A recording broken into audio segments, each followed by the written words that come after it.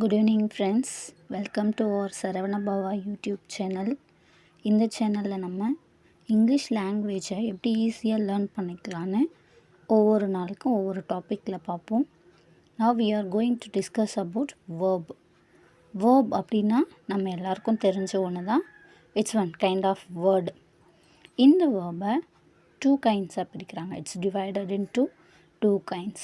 One is action verb, another one is straight verb. நம்ம எல்லாருக்குமே தெரிஞ்சது verb அப்படின்னா நம்ம என்ன செயலை செய்கிறோமோ அதுதான் வேர்புன்றதா பேசிக்காக எல்லாருக்கும் தெரிஞ்ச ஒரு விஷயம். பட் ஸ்ட்ரெயிட் வேர்ப் அப்படின்றதும் இருக்குது. இந்த ஸ்ட்ரெயிட் வேர்ப் அப்படின்றது நிலையை குறிக்கும் சொல். நம்ம என்ன பொசிஷனில் இருக்கோம் அப்படின்றத சொல்கிறது தான் இந்த ஸ்ட்ரெயிட் வேர்ப். ஓகேங்களா?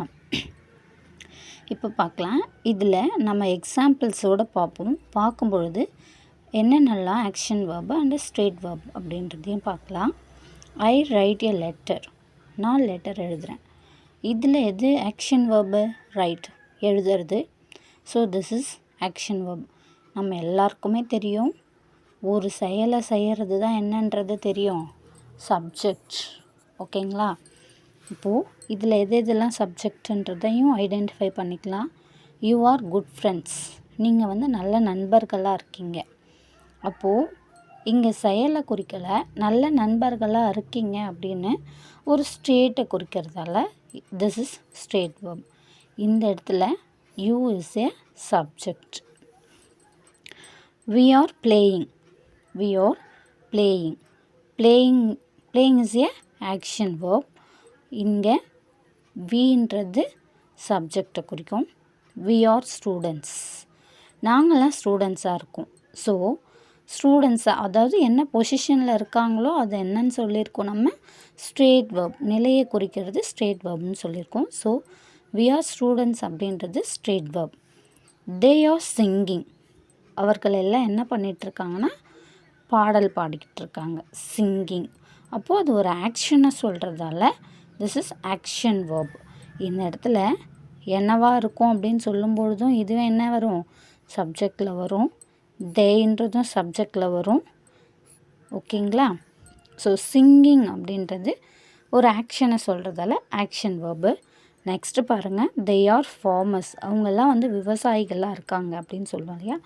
ஸோ அவங்க என்ன பொசிஷனில் இருக்காங்க, ஒரு டீச்சர் மாதிரி, டாக்டர் மாதிரி. ஃபார்மரும் ஸ்ட்ரெயிட்டில் தான், அந்த பொசிஷனில் தான் சொல்ல முடியும்.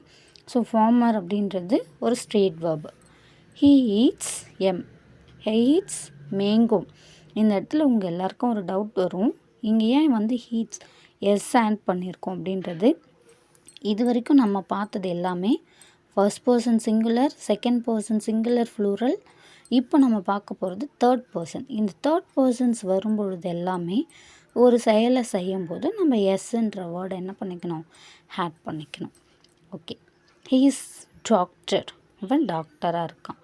ஸோ இது ஆக்ஷனை சொல்கிறதால வேர்பு, இது பொசிஷனை சொல்கிறதால straight verb. Then she writes letter. அவள் லெட்டர் எழுதுகிறான். இங்கே ஆல்ரெடி நான் சொன்னது தான், தேர்ட் பர்சன் வரும்பொழுது நம்ம என்ன யூஸ் பண்ணிக்கணும் அப்படின்னா எஸ் ஆட் பண்ணிக்கணும். She is a teacher. அவள் டீச்சராக இருக்கா. இங்கே வேர்பை சொல்லுது, இங்கே ஸ்ட்ரெயிட் வேர்பாக இருக்குது. It is my pet animal. இது என்னோடய பெட் அனிமலாக இருக்குது அப்படின்றது ஒரு பொசிஷனை சொல்கிறது, straight verb. It's run fast. இது வேகமாக போகும், ஓடும் அப்படின்றது ஒரு செயலை குறிக்கிறது, ஃபாஸ்ட்டாக போகிறது. ஸோ இது வேர்பு, இது straight verb. Thank you for all. Subscribe my channel.